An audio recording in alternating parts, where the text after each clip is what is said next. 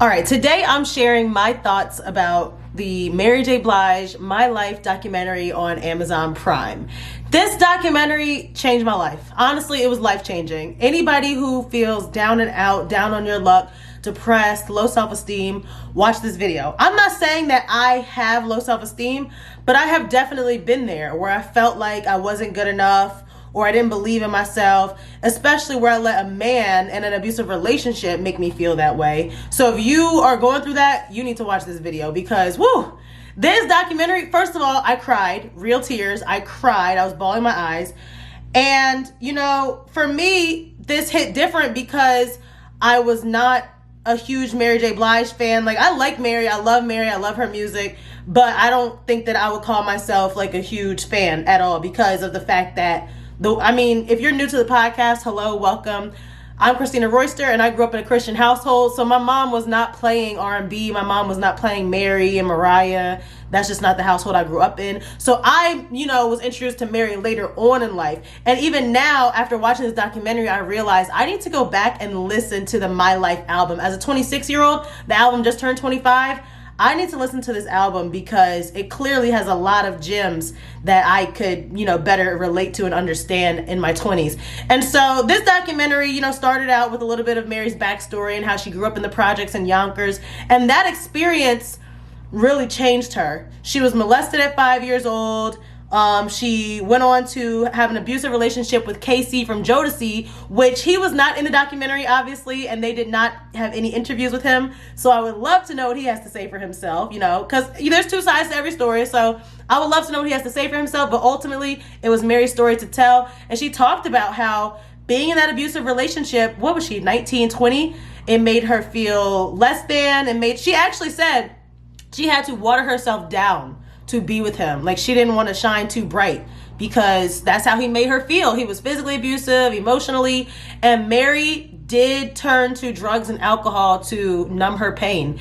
And so this album, the reason this album did so well and is so gut-wrenching and so powerful, and we're talking about it right now and making documentaries about it, is the fact that she said she's had 13 albums and she feels like that was her best one. Her second studio album. Her first album, What's the 411, that was fun. That was like pop, hip hop, cute dance moves and outfits and introduced Mary to the scene. But this second album, that's really where she broke out into her own.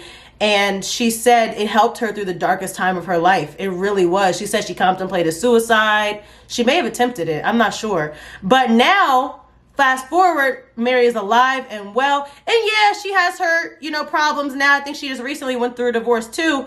But ultimately, she just learned how to love herself. And the music helped her through that. This album, she said, was like a therapy session for not only her, but the people around her. Because the people around her were Diddy, he was going through a breakup at the time. Some songwriters and producers they showed in the documentary, they were all young 20-year-old black kids. And they were like, we were just partying to numb the pain. They said we had all this money, but we still were not happy. And we hear that a lot from celebrities. And so Mary said all the lessons that she learned in her life taught her to be better, not bitter. Come out better, not bitter. And that's something I will really keep with me because in that documentary, she said, when are you just gonna love yourself? When are you gonna realize you don't have to settle? You don't have to do this.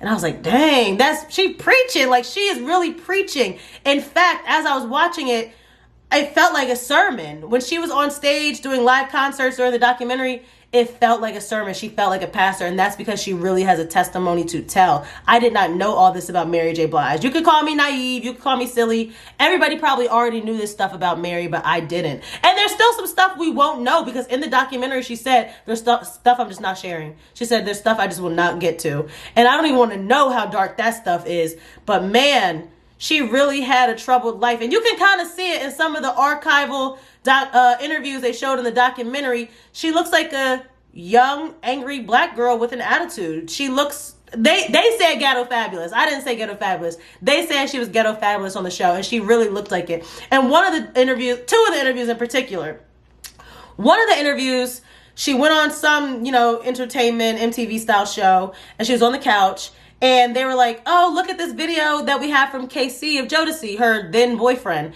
And so he was on the show earlier and they were asking like, oh, there's rumors of you getting married. He's like, nah, I'm never getting married. I'm a single man. Just like playing her basically on live TV. And they showed that to her and she was just embarrassed. Like, why would you do that to a black girl? Like, why do black girls have to be a source of entertainment and their life has to be drama for you and like funny to you? And everybody's like, ooh, what you got to say to that? And you can see the hurt on her face. She was like, I'm disgusted. I have nothing to say. I'm no longer with him. Like, can we get to the music? Can we get to the part where you interview me and not care about my love life? Like, what is that? So that hurt me because you can obviously see that she was upset. And then the second interview that they showed in the documentary, I guess she was promoting the My Life album, and this white interviewer was asking her, oh, what's the album about? Like, can you tell us what the album's about? And obviously this was a hard album for her. This was like she was laying it all out on the line. She was depressed and she was going through it. And so in the interview, she said, when I look back at this interview, I was trying to protect myself. I was putting up a guard and I didn't want that interviewer to get too much of me and to know too much about me. And that's really how it is. Black people, we have to guard ourselves. You can't let the white media know too much about you because they'll take it and run with it. So she didn't even give it to her. She said, you know what? I was going to get into it, but she said you wouldn't understand. That part really hit me because nobody could understand what Mary went through. And she said to this day, 50-something years old, she still thinks of herself as that 5-year-old child and tries to protect baby Mary. And she still thinks of herself as that teenager in an abusive relationship and tries to protect young Mary. So that documentary was just so deep, y'all. I told you I cried. I really, really enjoyed it. And the one part that really touched me was how she said she never used to smile as a teenager. She said she always tried to keep a straight face, tried to be stoic because she lived in the project. She had to be tough. In Yonkers, she had to be tough.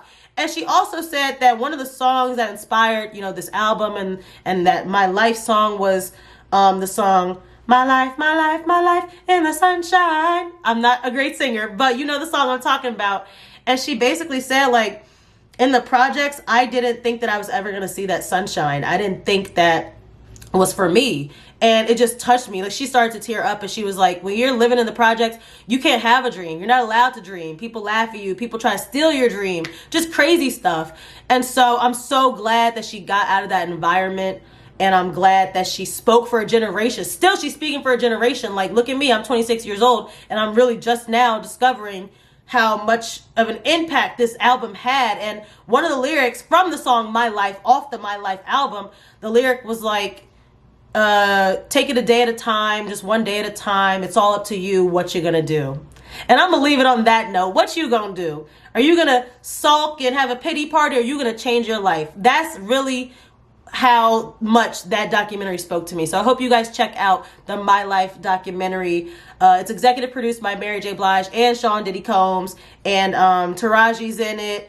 And a whole bunch of awesome people are in it, just talking about how impactful Mary is. When she was doing those fan meet and greets in the documentary, people said, like, you changed my life. You kept me from committing suicide. All kinds of stuff. Actually, there was one girl who she said she had been listening to Mary since she was 15 months old. Her mom put the headphones on her. And her mom was in the documentary. She said, my daughter truly believed that she had an Aunt Mary. Like, she thought Mary was, like, in the house. Like, that's how ingrained Mary J. Blige is in people's lives. So if by chance this video ever comes across Mary J. Blige, I didn't know much about your story before, but I know now, and I appreciate it. Appreciate you and your music so much more.